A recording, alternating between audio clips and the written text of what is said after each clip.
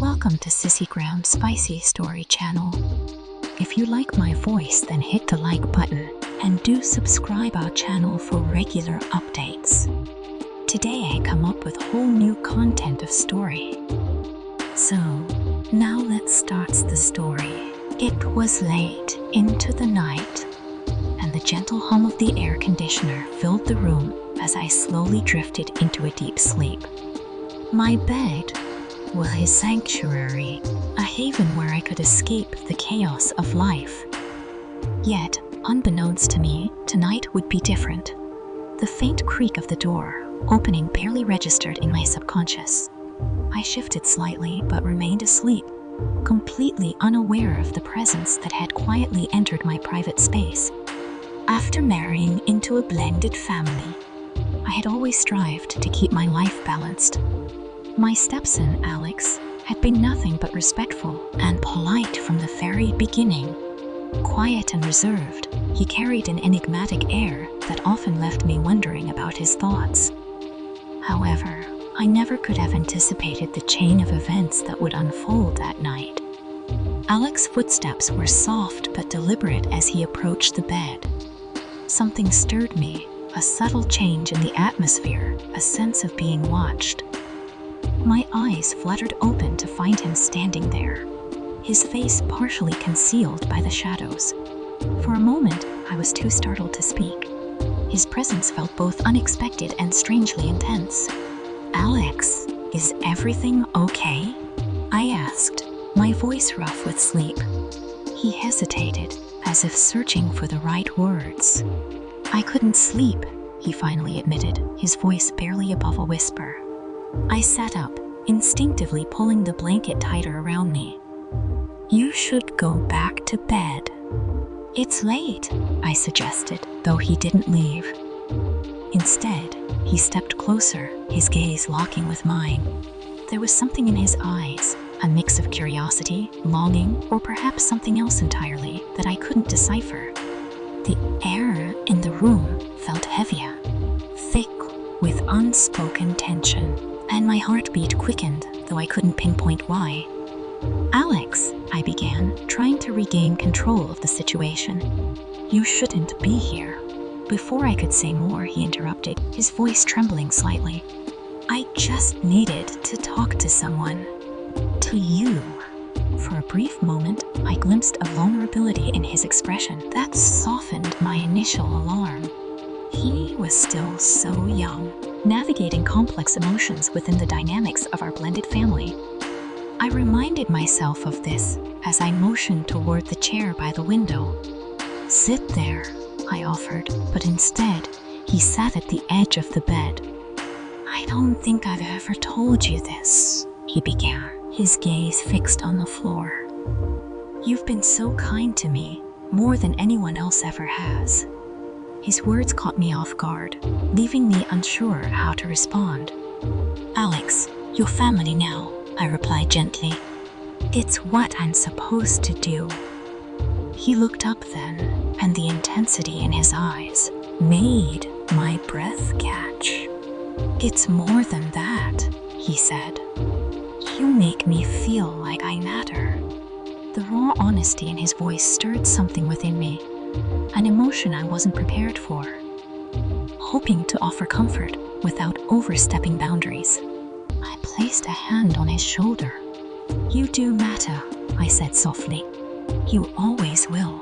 The silence between us grew heavy, the walls seeming to press closer as if the room itself acknowledged the gravity of the moment.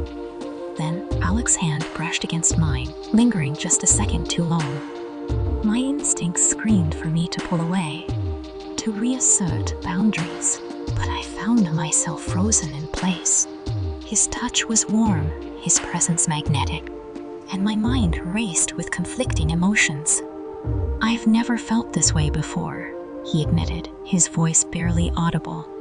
"Alex," I began, my voice trembling as I tried to find the right words to diffuse the situation.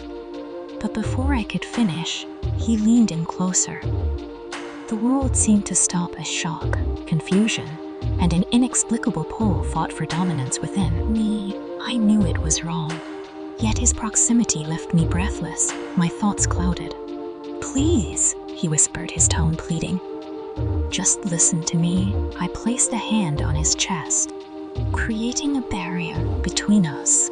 "Alex, we can't. This isn't right." He pulled back slightly, frustration and pain evident in his expression. "I know," he confessed, running a hand through his hair. I can't help how I feel." My heart ached for him, for the confusion and yearning he clearly didn't know how to navigate.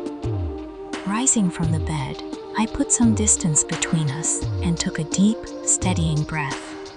"We need to set boundaries," I said firmly, though my voice wavered. "You're young, and emotions can be confusing, but this can't happen.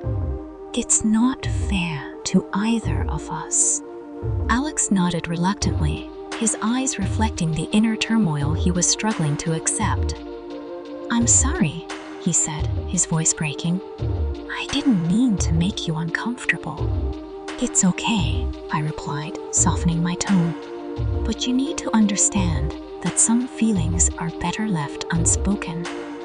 He stood there for a moment, shoulders slumped in defeat, before quietly leaving the room. Alone with my racing thoughts, I spent the rest of the night wide awake, replaying the encounter over and over in my mind. Though nothing had truly happened, the emotional weight of the situation lingered. Over the following days, Alex kept his distance, and I made an effort to reinforce the familial boundaries we so desperately needed. Gradually, the charged atmosphere began to lift, replaced by the steady rhythm of everyday life. One evening, as I prepared dinner, Alex entered the kitchen, lingering by the doorway. The tension between us was palpable, but I decided to act normal. "Need something?" I asked without looking up. He hesitated. "Just water," he said, filling a glass but not leaving. Finally, he broke the silence. "I'm sorry," he said softly. I turned to face him, seeing the sincerity in his expression. "You don't have to apologize," I replied, "but I appreciate it." "I didn't mean to make things weird," he said, gripping the counter. I don't know what I was thinking." "You were overwhelmed," I said carefully. "It's okay to have feelings you don't fully understand. What matters is how you move forward." He nodded, his gaze dropping. "I'm trying," he murmured. "I know," I said, offering a small smile.